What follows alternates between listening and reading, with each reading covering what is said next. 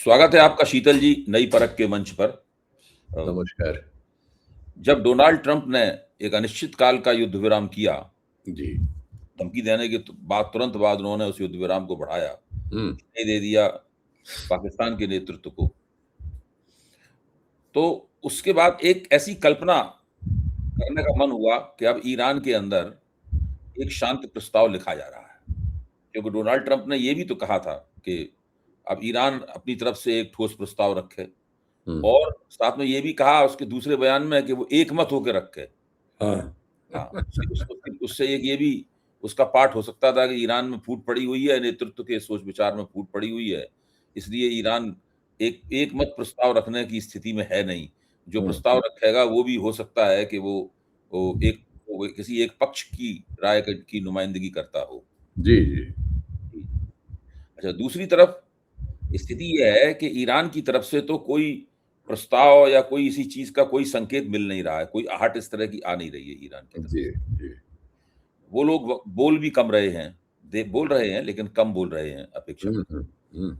जो कुछ बोला जा रहा है वो डोनाल्ड ट्रंप की तरफ से ही बोला जा रहा है। जी। अब अमेरिका की तरफ से एक वक्तव्य ये भी आया है कि भई खाड़ी में युद्ध रुकेगा कि नहीं रुकेगा ये सब राष्ट्रपति ही तय करेंगे। जी, जी। अब अमेरिका की जो व्यवस्था है, अमेरिकी लोकतंत्र का जो ढाँचा है उसमें राष्ट्रपति के पास असाधारण अधिकार भी हैं। हुँ, हुँ। बहुत कुछ वो अकेले ही तय कर देता है। बाद में उसको सदन जो जो जो वहाँ की संसद है वो विचार करती रहती है कि भाई इन्होंने किया तो क्या किया? हुँ, अच्छा हुँ। किया कि नहीं किया? लेकिन वो जो कर देता है, जो निर्णय ले लेता है उसको तो वो लोग लागू करते ही करते हैं और उसमें कोई हिचक नहीं है। राष्ट्रपति के लिए हुए निर्णयों के प्रति वहाँ के सिस्टम में, वहाँ की व्यवस्था में बड़ी वफ़ादारी है। वो हाँ, हाँ, हाँ, जी, राष्ट्रपति को हम लोग कुछ भी कहते रहें, लेकिन वहाँ जी। तो ये है कि प्रेसिडेंट पोटस ने जो कह दिया हाँ, उसको लागू तो करते ही हैं, चाहे कुछ हो जाए। पोटस जो हाँ, है एक उनके लिए तो सब कुछ लागू है। हो जाता है वो। हाँ, जी। पोटस जो है, उनके लिए सब कुछ है। तो ऐसी परिस्थिति में ये एक तरह का जिसे कहते हैं कि कोल्ड वार सा हो गया है। पहले तो वार था, पहले हाँ। युद्ध बाकायदा इसके अंदर मिसाइलें चल रही थीं, ड्रोन चल रहे थे, हवाई जहाज़ों से हमले हो रहे थे, जी, रक्तपात हो रहा था जी, और जी, चीज़ें उड़ाई जा रही थीं, बिल्डिंगें गिर रही थीं, जी, ने नेता लोग मारे जा रहे थे, सब कुछ हो रहा था, जो कुछ युद्ध में होता है। जी, अब उसके बाद में ये युद्ध जो है ना, मतलब डिप्लोमेसी भी हुई, कूटनीति भी हुई, जी। लेकिन अब ये ऐसा लगता है जैसे कि एक शीत युद्ध शुरू हो गया है। जी, जी, जी, जी। तो अब इस शीत युद्ध का विन्यास क्या है, इसके जी, बारे में हम लोगों को सोचना होगा। जी, तो जी। मेरी आपसे अपील है कि आप ज़रा इसके ऊपर कुछ प्रकाश डालें। जी। धन्यवाद। देखिए इस समय स्थिति ये है कि दोनों सेनाएँ हुँ, एक होर्मुज़ के इस तरफ और एक जो है ओमान की खाड़ी पर हुँ, तैनात हैं। हुँ, दोनों में कुछ 100 किलोमीटर का अंतर है। हुँ, दोनों अपने-अपने क्षेत्र में जहाज़ों को पकड़ लेती हैं हुँ, और ये बताती हैं कि भई उनका वहाँ कब्ज़ा चल रहा है। हुँ, होर्मुज़ की खाड़ी बंद है और दुनिया की 1/5 हुँ, हाइड्रोकार्बन की सप्लाई बंद है। हुँ, ब्रेंट जो है वो जब एक ट्रंप घोषणा कर देते हैं कि अब शांति वार्ता हो रही है तो $10 $15 नीचे आ जाता है, 10-12 हाँ, और जब इनकी घोषणा फिर उलट जाती है तो फिर ऊपर चढ़ जाता है। हुँ, हुँ, उसी में शेयर मार्केट डूबती उतराती रहती है। उसी में बहुत सारे कुछ कलाकार हैं, पता नहीं कैसे उनको हुँ, एक्सेस है, हुँ, वो उसमें खेल खेल लेते हैं और जी, बाज़ार से कुछ जी, बिलियन-मिलियन मार लेते हैं। ये खबरें पश्चिम से आती रहती हैं।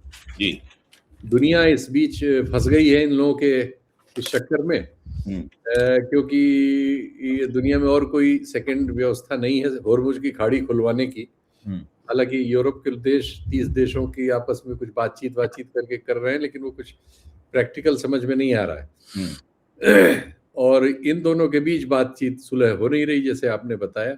हुँ, अभी तक जो सूचनाएँ हैं उसके अनुसार अमेरिकी प्रशासन जो है वो मतलब यहाँ पे सैनिकों को या अपने नेवी के जहाज़ों वगैरह को इन सबको कोई इधर-उधर हटा नहीं रहा है बल्कि कुछ नए ही जोड़ रहा है उसमें। हुँ, हुँ, कुछ नए मरीन्स के आने की, कुछ नए बम वगैरह आने की ये सब खबरें आती रहती हैं। हुँ, ये सब खबरें जो हैं धमकी-घुड़की के लिए भी हो सकती हैं और कोई रियल प्लान भी हो सकता है, क्योंकि हुँ, इसके पहले तो हमले किए ही गए हैं।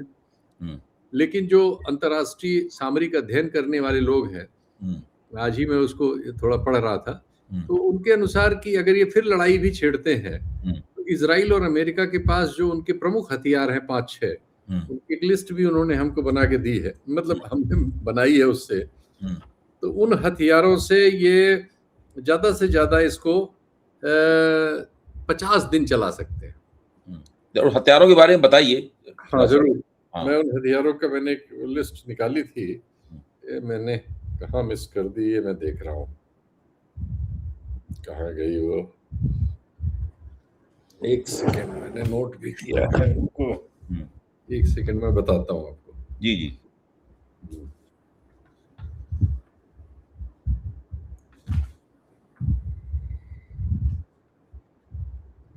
उसमें एक तो वो मशहूर बम है, हुँ। जो 200 फीट तक गड्ढा कर सकता है, जी, जी। जिसके उन्होंने ज़रिए पिछले साल उन्होंने 12 दिन के युद्ध में मारे थे बम वो। जी, जी, जी, जी, जी। जिसके बारे में ये था कि और वो सिर्फ़ B-2 बॉम्बर से ही उसको डाला फेंक जा सकते हैं, सकता है। हाँ, B-52 से, हाँ। हाँ, एक तो ये है। हुँ। तो वो जो है, लेकिन ईरान की फैसिलिटीज़ के बारे में जो बताया गया कि वो 500 मीटर नीचे है। ओफ़ हो! तो वहाँ तो कोई बम 200 नहीं पहुँच सकता। 200 फीट जो होता है वो 75 70-75 मीटर ही होगा, क्योंकि 1 मीटर में 3 फीट के एवरेज में करीब-करीब हो जाता है। हुँ, तो मतलब इनके जो बम हैं वो 60-70 मीटर तक जा सकते हैं, और ईरान ने जो फैसिलिटीज़ बनाई हैं, हुँ, न्यूक्लियर फैसिलिटी के बारे में आईएईए ने बता रखा था कि इतना वो सैकड़ों मीटर नीचे है, लेकिन अब उसकी एग्ज़ैक्ट साइज़ भी हुई है कई जगह। करीब 500 मीटर नीचे उनकी फैक्ट्रियाँ हैं, जहाँ ड्रोन बनते हैं, जहाँ ये न्यूक्लियर पहले बनती फैसिलिटीज़ हैं, और ये है। तो इनमें कई दरवाजे हैं वहाँ से निकलने के। हुँ, अब तक जो हुआ है, इज़राइल और इसने ये किया है कि इन दरवाज़ों को ये तोड़ देते हैं हुँ, बमों से। वो ये तोड़ सकते हैं। लेकिन उसके बारे में ईरान का सिविल इंजीनियरिंग डिपार्टमेंट उसको 48 घंटे के भीतर उसको फिर से बना लेता है। हुँ, तो ये आकलन ये है कि अगर इस वॉर में न्यूक्लियर इस्तेमाल नहीं होता है, हुँ, तो ये लड़ाई तो लड़ सकते हैं, इंफ्रास्ट्रक्चर को कुछ समय के लिए कोलैप्स कर सकते हैं, जैसे बिजली घरों को उड़ाना या इनके कंप्यूटर्स वगैरह को उड़ाना। अभी मुझे वो मिल नहीं रहा, मैंने कहाँ पता नहीं रख दिया। हुँ, तो नहीं तो हथियारों का मैं डिटेल बताता आपको। हुँ, तो वो जो है हथियारों की एक जो सीरीज़ है इनके पास, उसमें टॉमहॉक मिसाइलें हैं, हुँ, कुछ अन्य मिसाइलें हैं जिनके नाम मैं इतना मेरा स्मृति वो नहीं है, और कुछ इज़राइल के पास 2 मिसाइलें हैं जो हवा से जहाज़ों से मार करने वाली हैं, लेकिन वो ज़्यादा से ज़्यादा 23-24 दिन चल सकती हैं अभी, अगर लगातार युद्ध चले। चूँकि ईरान के पास ये क्षमता है कि वो रोज़ जब ये हमला करते हैं, जैसा उसने पिछले 38-40 दिनों में किया था, कि जब इनका हमला होता था तो वो बता के कि मैं आज यहाँ कर रहा हूँ, और वहाँ करता था, और वो सफलता उसके पास है। हुँ, तो वो करीब-करीब 1400-1500 किलोमीटर की रेंज में अपनी मिसाइलों के प्रहार कर सकता है, ये क्षमता ईरान के पास है। हुँ, अमेरिका जाके तो नहीं वो अभी करेगा, वो उसने नहीं बनाया है। लेकिन इज़राइल को मारना, या समुद्र में अगर 1400-1500 की रेंज में इनके जहाज हैं, उनको मारना, और जीसीसी के सारे देशों के हवाई और दूसरे सैनिक अड्डों को नष्ट करने की क्षमता या उन पर हमला करने की क्षमता ईरान के पास है। और वो क्षमता डिप्लीट नहीं होगी, वो करीब 6 महीने लड़ने की क्षमता उनके पास है। हुँ, ये सारे अध्ययन ज़्यादातर पश्चिमी देशों ने ही किए हैं। हुँ, इसलिए इसमें पार्टीज़न की बात नहीं है। हुँ, यूरोप के संस्थाओं ने और अमेरिकी संस्थाओं ने ये सब अध्ययन किए हैं। हुँ, उनके अनुसार ये स्थिति है। हुँ, और अमेरिका की जो अपनी स्टॉक पाइल है, वो 52-53 दिन चल सकती है।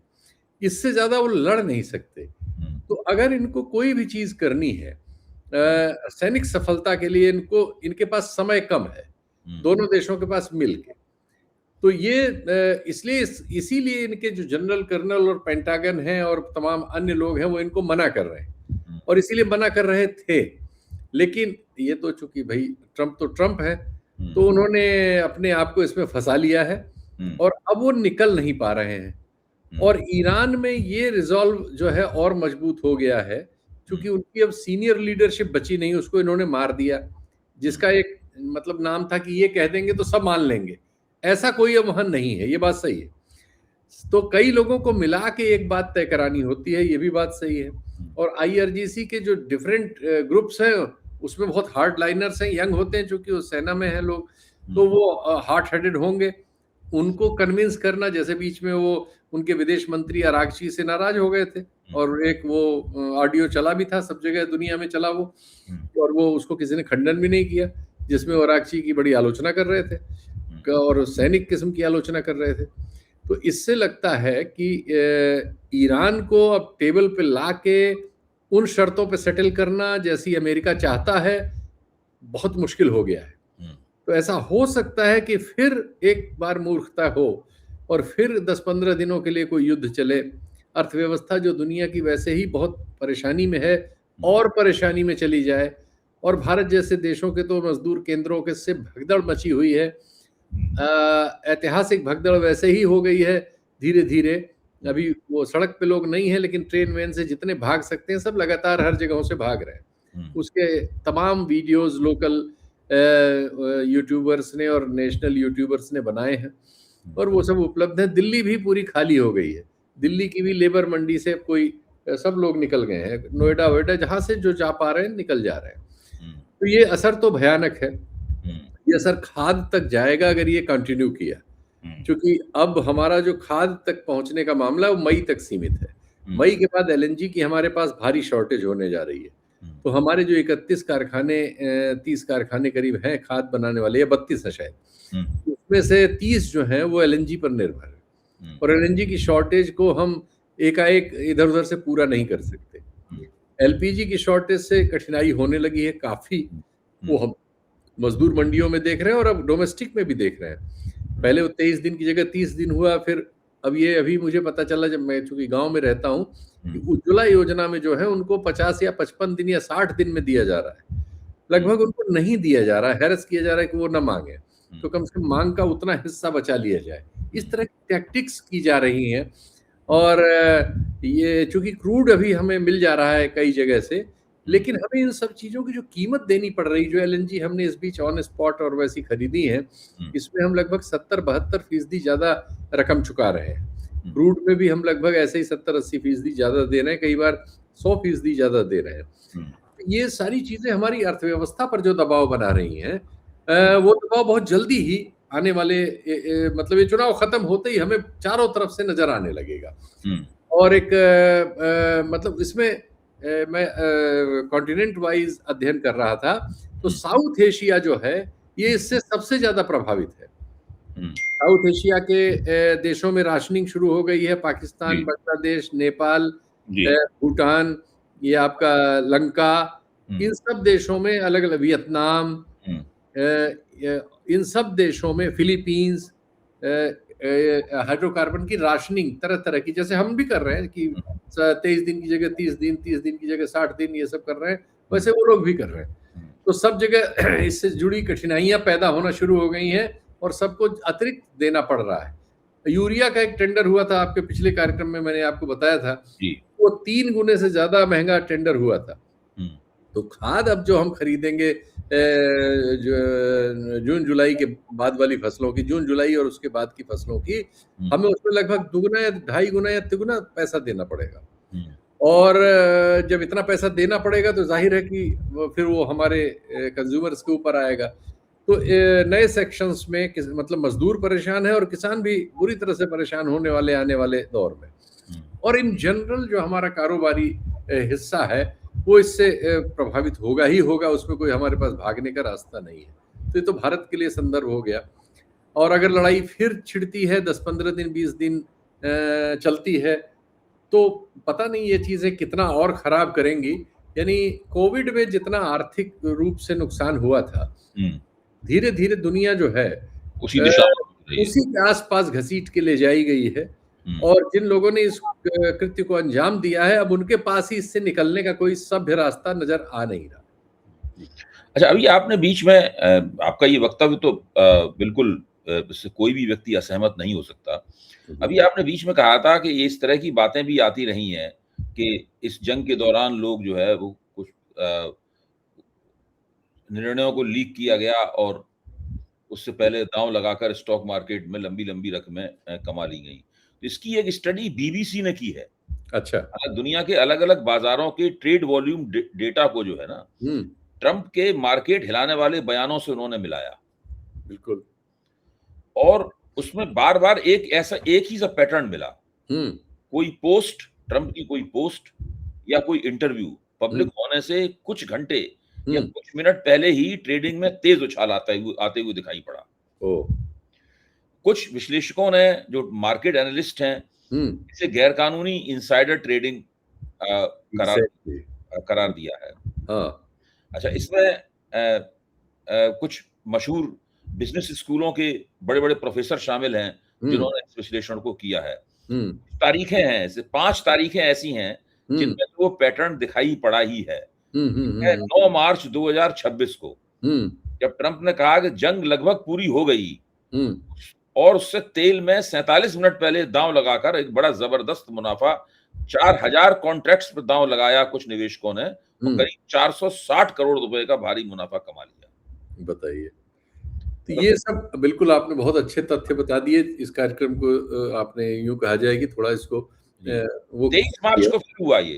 हुँ, हुँ, 23 हुँ। मार्च को ट्रम्प ने एक पोस्ट की इसका, जिसमें पूर्ण समाधान करने का जो है हुँ, उन्होंने, हुँ, हुँ, उसके बाद 14 मिनट का खेल हुआ, हुँ। 250 करोड़ से ज़्यादा का मुनाफ़ा इसमें कमाया, ओह! शॉर्ट सेलिंग करके।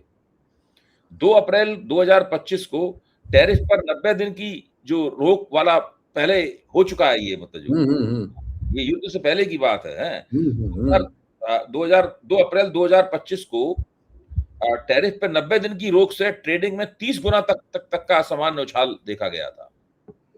जी, जी, जी, जी, जी। हाँ, 3 जनवरी 2026 को, यानी ये एक ट्रम्प की राजनीति की एक खास बात है, हाँ, एक हाँ। टेंडेंसी है। 3 जनवरी 2026 को मादुरो के हटने के अनुमान पर भी जी। एक अकाउंट बनाया गया और कमाई की बात जब कर ली गई, तो नाम बदलकर उस अकाउंट को बंद कर दिया गया। जी, जी, जी, जी। इसके अंदर जिस व्यक्ति ने अकाउंट बनाया था, उसने $32,500 का दाँव लगाया और साढ़े 3 करोड़ डॉलर जो है ना, कमा उसके लिए। बाद उससे कमा लिए। 28 फरवरी को जब ईरान पे हमला हुआ, ईरान पे हमले के बाद हुँ। 6 नए अकाउंट खुले और उसमें से 5 सबने पैसा खूब जम के कमाया, 5 ने उन अकाउंट्स में दोबारा कभी इस्तेमाल नहीं हुआ, दोबारा उनका कभी दाँव नहीं लगा, मतलब सब पैसे कमा के वो लोग घर बैठ गए। तो जब जी।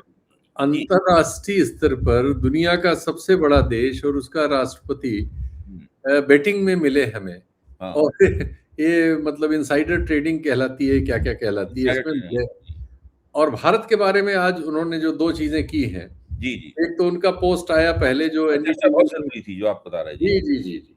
अब इसमें एक वहाँ के कट्टरपंथी एक लेखक मतलब दक्षिणपंथी वहाँ-यहाँ सब जगह एक ही काम करते हैं। हाँ, तो एक आदमी कोई माइकल सैवेज है, हाँ, उन्होंने एक उनका वीडियो था, हाँ, जिसमें वो भारत और चीन जैसे देशों को भारत और चीन को खासकर हेल होल कह रहे हैं। हुँ, तो इसको हम लोग हिंदी में नरक कह सकते हैं या वही, और कोई शब्द इसके लिए हाँ, उपयुक्त हो हाँ, तो आप वही है, बताइएगा। वही है। तो उन्होंने कहा कि ये नरक है हुँ, और ये अपने यहाँ अपनी तारीफ करते हुए ऐसे विशेषज्ञ लिखा करते हैं जैसे हमारे यहाँ भी बहुत से लोग अपने हुँ, धर्म के बारे में या अपने अतीत के बारे में इस तरह की शेखियाँ बघाड़ते हैं हुँ, और दूसरों को मिनिक्यूल करते हैं। हुँ, वो इस मामले में चूँकि भारत और चीन दोनों को मिनिक्यूल किया गया। हुँ, अब ये जो है ये आया भारत में आया हुआ है जब भारत में एक सरकारी प्रवक्ता से आज प्रेस कॉन्फ्रेंस में एक सवाल पूछा गया इस संदर्भ में कि इस पर हुँ, आपको क्या कहना है? हुँ, तो उन्होंने कहा हाँ, हमने कुछ रपटें देखी हैं, हुँ, दैट्स इट। हुँ, हाँ, हमने कुछ रपटें देखी हैं बस इतना ही। इसके बाद न आगे न पीछे ये प्रवक्ता की हालत है हुँ, और जिनके लिए वो प्रवक्ता है उनकी तो हालत हम आप जानते ही हैं। हुँ, कि वो सिर्फ और सिर्फ ट्रम्प साहब की तारीफ वाले ट्वीट किया करते हैं हुँ, कि 2 महीने में एक बार ट्रम्प ने कर लिया या इन्होंने किया तो उन्होंने फ़ोन आओ, तो उसमें हुँ, कहेंगे मेरी बड़ी अच्छी बात हुई दोस्त आने से ठिकाने। उसके बाद मुझे लगता है कि एनडीटीवी में ये खबर चली थी। हुँ, एनडीटीवी को शायद डाँटा-वाटा गया होगा कि क्या तुम चला रहे हो तो अब उसमें दूसरी खबर चली, ट्रम्प का कोई दूसरा बयान आ गया है ट्वीट में। हुँ, कि भारत हमारा बहुत अच्छा दोस्त है और वहाँ पर उसका नेता जो है मेरा बहुत निजी दोस्त है। कुछ एक ये चल रहा है। ये ऐसा मजाक बन गया है अंतर्राष्ट्रीय राजनय, भारत और उनके रिश्ते, और भारत का इस तरह से लगातार अपमानित होने के बाद उस अपमान को स्वीकार करते रहना और उसको दरकिनार करके कुछ अजीब सी हरकतें करना, जैसी हम कर रहे हैं, जबकि हम 150 करोड़ के लोग हैं और 9 करोड़ का देश बगल में ईरान है, जिसने टैक्टिकली अपनी अस्मिता और अपने गौरव के लिए अंतर्राष्ट्रीय राजनय को घुटने पे ला दिया है। बिल्कुल। तो ये 2 कैरेक्टर हमारे सामने हैं और ये अब दर्शकों के लिए है कि वो इसको देखें कि भाई क्या हो रहा है, हम लोग कहाँ हैं?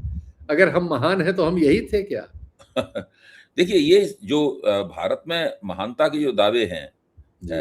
वो तो ओढ़े हुए दावे हैं भारत में, जी। और वो उन दावों के आधार पर राजनीतिक लाभ उठाने की, एक नैरेटिव चलाने की, लोगों को एक गुलाबी कहानी सुनाने की कोशिश रहती है। जी। इसलिए मैं तो आम तौर पर इन तमाम बातों को एक कान से सुनकर दूसरे कान से निकाल देता हूँ, जब तक कि मामला सिर से ऊपर न चला जाए, तब फिर चर्चा करने का मन होता है। छोटी-छोटी बातें ऐसी तो लगातार होती ही रहती हैं। जी। अब लोग फिर से आएँ जो खाड़ी की स्थिति है उसके ऊपर। जी।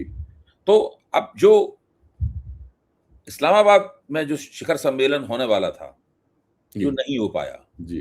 उनके विमान वगैरह आ गए और यहाँ तक कि जो गाड़ियाँ वगैरह लेके आते हैं वो भी लेके आ गए, लेकिन वो जेडी वेंस जो है, ऐन मौके पे उन्होंने उनकी यात्रा कैंसल करवा दी गई कि अब ये नहीं हो पाता। तो अब आपका क्या अनुमान है कि ये अब ये नया ब्रेक थ्रू कैसे इसको प्राप्त होगा? एक तो आपने बताया कि लगता है कि 7-8 दिन की या हफ्ते भर की, या हो सकता है 15 दिन की एक कोई लड़ाई और हो, जी। और ज़्यादा विध्वंस हो। जी। उसके बाद फिर से इन लोगों को सबको ज़रूरत महसूस होगी कि जी। चलो अब वार्ता की मेज़ पर चलो।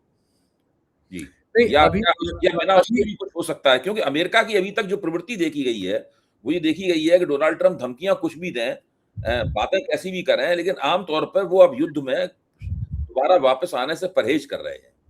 नहीं, लेकिन दोनों चीज़ें वो करते हैं। जी। जैसे जिस समय वो परहेज कर रहे थे, उसी समय वो वहाँ की न्यूक्लियर फैसिलिटी में यूरेनियम चुराने के लिए सैनिक भी उतार चुके थे। तो वो देखिए, उनके पास दोनों ग्रुप्स हैं, वो दोनों तरह की हरकतें करते हैं, और वो ये और बात है कि फिर पिटाई हुई उनकी, बहुत सारे जहाज टूटे वहाँ और पता नहीं और क्या-क्या नुकसान हुआ, बहुत सारी चीज़ें बाहर नहीं आई और वो विथड्रॉ हो गए, तब से शांति वार्ता चल रही है। जी, जी। तो हमें नहीं मालूम कि उनके मन में क्या-क्या चल रहा है। वो धमकी भड़की दे के अपनी चीज़ें डराने की कोशिश कर रहे थे, जिसमें वो असफल हो गए।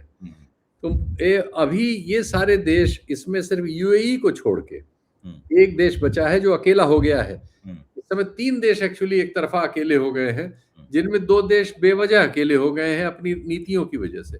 और वो देश हैं भारत और यूएई। क्योंकि इन दोनों देशों ने अपने को इजराइल और अमेरिका के पाले में पूरी तरह से डाल दिया था। पाले में तो पूरे जीसीसी के देश हैं, लेकिन वो अंदर खाने दूसरे देशों से भी बात करते रहते हैं, और वो अब अल्टरनेट्स पर काम कर रहे हैं धीमे-धीमे।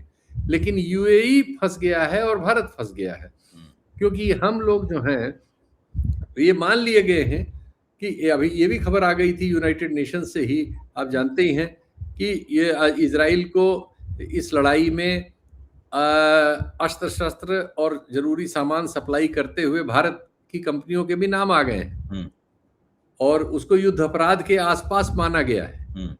अभी उस पर कार्रवाई कोई नहीं हुई है, लेकिन हम इंगित हो गए हैं। बिल्कुल।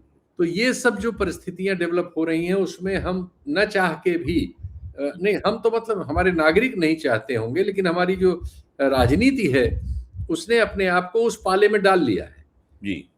अब वो पाला अगर हार गया, जिसकी संभावनाएं ज्यादातर दुनिया कर रही है, जी। और दुनिया का जियोपॉलिटिकल ऑर्डर में जो चेंजेस आ रहे हैं उसकी वजह से, इस सारे घटनाक्रम से, तो उसमें जब आप एक हारी हुई पार्टी के साथ होते हैं अपने ही फैसलों की वजह से, और तो आप हारने को अभिशप्त हो जाते हैं, जिसका आपका कोई लेन देन नहीं, लेकिन आप अभिशप्त हैं।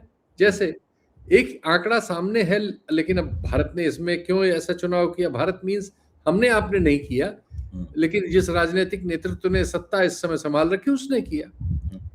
G7 के देश पिछले 15 साल पहले, 10-12 साल पहले दुनिया की अर्थव्यवस्था में लगभग 42% का नियंत्रण करते थे। आज G7 के देश 28% का नियंत्रण करते हैं। जी। और ब्रिक्स के देश, जिसका इस समय भारत अध्यक्षता कर रहा है, जी, जी, जी। ब्रिक्स के देश पहले 28% करते थे, अब 40% पे पहुंच चुके हैं। हाँ, यानी ब्रिक्स ग्रो कर रहा है, हाँ, जिसमें भारत भी शामिल है। जी, भारत, दक्षिण अफ्रीका, ब्राजील, चीन, हाँ, रूस, ये ग्रो कर रहे हैं। हाँ, हम इसमें हैं, हुँ, लेकिन वहां हमारे बारे में ब्राजीली प्रोफेसर ने एक बयान में कहा था कि हम ब्रिक्स में G7 के मोल हैं। हुँ। हाँ, हाँ, इसलिए कहा था हम G7 के अंडर कवर एजेंट हैं, खबर एजेंट अंडर है, कवर एजेंट हैं। हाँ, जबकि हम उसके प्रेसिडेंट हैं। क्यों प्रेसिडेंट। कहा था? क्योंकि ब्राजील में हुए ब्रिक्स के सम्मेलन में एक प्रस्ताव आया था हुँ, कि हमें अपनी करेंसी आपस में व्यापार के लिए स्वीकृत करनी चाहिए। हुँ, तो भारत अकेला था जो डॉलर के पक्ष में, हुँ, क्योंकि इस तरह का कोई भी फैसला जो है डॉलर को चैलेंज करता है। हाँ, तो वो भारत स्विफ्ट ने जो जो डॉलर, जो जो पेमेंट सिस्टम है ना स्विफ्ट, हाँ, वो डॉलर बेस्ड है। हाँ, यस, तो भारत ने उससे अपने को विथड्रॉ किया था, उसका विरोध किया था। हुँ, तो इस पर उसने कहा था, एक ब्राजीली प्रोफेसर ने, कि भारत जो है ब्रिक्स में G7 का मोल है। हुँ, तो आज सोचिए, हमारे 2 फैसले थे, हमारे सामने 2 चांसेस थे। एक कि हम अमेरिका और इज़राइल के पाले में चले जाएँ, हुँ, जो ढलती हुई अर्थव्यवस्था का नेतृत्व कर रहे हैं। हुँ, और G7, अब G7 नहीं बचा, उसमें से जो बाकी 6 थे, उसमें बहुत सारे लोगों की राय बदल गई इस युद्ध के दौरान। हुँ, अब तो G7 ही G7 उस तरह से नहीं रहा। हुँ, तो हमारा फैसला कितना गलत हुआ। हुँ, और अगर आप सोचिए, ब्रिक्स में हमने उस फैसले को आज से 4 साल 3 साल पहले, कब ब्राजील में हुआ था, कर लिया होता, और आज भारत, रूस हुँ, और चीन हुँ, ये एक पाले में होते, हुँ, जिसमें पाकिस्तान, ईरान, बांग्लादेश, और ये मतलब एक बहुत बड़ा रेवड़ एशिया का सब होता, हुँ, 1-2 को छोड़ के, तो हुँ, न तो ईरान की इस तरह की दुर्गति करने की हिम्मत होती। ये सही सिर्फ बात, 3 बड़े देश एक साथ हों अगर, बिल्कुल, रूस, चीन और भारत, बस, बस, मुझे लगता है कि दुनिया की परिस्थिति में, और कम से कम एशिया की परिस्थिति में, तो आमूल-चूल परिवर्तन आना शुरू हो जाएगा जियोपॉलिटिकल परिस्थिति में। एकदम मैं पर सहमत हूँ आपकी बात ये से। परिस्थिति बिल्कुल उल्टी है सिर्फ भारत के फैसले से, जी। और इससे भारत को क्या लाभ है, ये मेरी समझ से परे है। नहीं, नहीं, नरेंद्र मोदी ने 2 गलत काम किए हैं।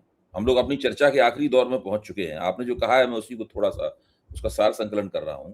प्लीज़। नरेंद्र मोदी ने 2 ऐसे काम किए हैं जो विदेश नीति के मोर्चे पर अक्षम्य कहे जाएँगे। पहला तो ये है कि इज़राइल के साथ में इन्होंने जिस तरह का साज़बाज़ किया है, जी, जो जो अपेक्षाकृत विचारधारात्मक किस्म का ज़्यादा लगता है मुझे, हैं? जी, हाँ, और उसके कई कारण हैं, हम लोग कभी चर्चा कर सकते हैं और कर भी चुके हैं टुकड़ों में चर्चा, हैं? और दूसरा डोनाल्ड ट्रम्प के सामने जिस तरह का समर्पण किया है उन्होंने, आत्मसमर्पण किया है, हुँ, उससे बिल्कुल हम लोगों के हाथ से किसी भी तरह की विदेश नीति के मोर्चे पे पहल निकल गई है हुँ। और उससे भारत अब फिर कब इस विदेश नीति की में उठ पाएगा और कुछ पुराने मुकाम को हासिल कर पाएगा, इसके बारे में अभी सोच पाना भी मुश्किल है, ये स्थिति। और आपको एक आंकड़ा और दूँ, 24 घंटे हम पाकिस्तान को भला-बुरा कहते हैं, हमारी चूँकि पाकिस्तान की पॉलिटिक्स भारत की बैशिंग पर निर्भर है, हुँ, और हमने भी अपनी पॉलिटिक्स को पाकिस्तान बैशिंग पर ही निर्भर कर लिया है, हुँ, जो कि हमें अपने से 1/5 अर्थव्यवस्था पे करना चाहिए कि नहीं, ये एक और विचारणीय प्रश्न हुँ, है। हुँ, 1 महीने में इस दौरान कराची बंदरगाह पर, और कराची के बगल में एक और बंदरगाह, और ग्वादर पर, तीनों पर हुँ, पाकिस्तान को जितना साल भर में भाड़ा मिलता था सामान उतारने वगैरह का, उसमें बहुत सारा एशिया में चला जाता है, जो बिल्ट एंड रोड वगैरह चाइना ने बनाई है उसके ज़रिए। पाकिस्तान को 1 महीने में उससे ज़्यादा भाड़ा मिल गया है जितना उसको साल भर में मिलता था। ओह! मतलब जो परिस्थितियाँ बन रही हैं, एक तो ईरान और पाकिस्तान की इस दौरान अच्छी अंडरस्टैंडिंग हो गई, हुँ, बहुत अच्छी हो गई रादर। वाया चीन थी अभी तक, हुँ, अब डायरेक्ट भी हो गई उनकी। हुँ, और दूसरे, हम चाबहार में अपने को डेवलप कर रहे थे, वो हम छोड़-छाड़ के भाग आए अमेरिका के चलते, इस बार हमने चाबहार का नाम ही नहीं लिया बजट में। हुँ, हुँ, और इस चलते पाकिस्तान के 3 पोर्ट जो बिल्कुल डिफंक्ट से पड़े थे, छोटा-मोटा अपना उनका इम्पोर्ट उठाते थे, वो एशिया का रूट बनने जा रहे हैं। हुँ, तो हमारे मतलब जो भी हमारी अपनी सोच विचार है चीज़ों के बारे में, जो मुसलमान पाकिस्तान पर केंद्रित रहती है, ये उचित है या अनुचित, ये भी सोचने समझने का वक़्त है। लेकिन आज इस समय तो धारा जैसी बह रही है, तो मुझे लगता ही नहीं कि हम इस तरह के किसी विचार पर कभी गंभीरता से सोचेंगे, बल्कि हम इसमें देशभक्ति की चाशनी लगा के राजनीति करते ही मिलेंगे। तो हम लोग इस चर्चा को एक शुभेच्छा के साथ समाप्त करें कि जल्दी ही मेरे ख्याल से 7-8 दिन के अंदर दोबारा फिर से ईरान और अमेरिका एक बेस पे आएँ और आपस में कुछ चर्चा करें, ना कि एक युद्ध शुरू हो जाए फिर से। एक ऐसा युद्ध जो कि विफल होने के लिए और सारी दुनिया को बर्बाद कर देने के लिए अभिशप्त है, वो शुरू हो जाए, उसके बाद अगर वहाँ पे आखिरकार आना सबको वार्ता की मेज़ पे है। जी। युद्ध से पहले आ जाएँ या बाद में आ जाएँ, बेहतर है कि पहले आ जाएँ। बहुत-बहुत शुक्रिया शीतल जी। अरे! ये घटनाक्रम है, जी, डोनाल्ड ट्रंप का मुँह लगातार चल रहा था और हम लोगों ने तो कल्पना की थी कि उनके मुँह पे कोई टेप लगा देगा अमेरिका में, तो वो तो किसी की हिम्मत हुई नहीं। लेकिन अगर मुँह पे टेप लगा दिया जाता तो शायद ये समस्या जल्दी हल हो जाती। जी, जी, धन्यवाद आपको। नमस्कार।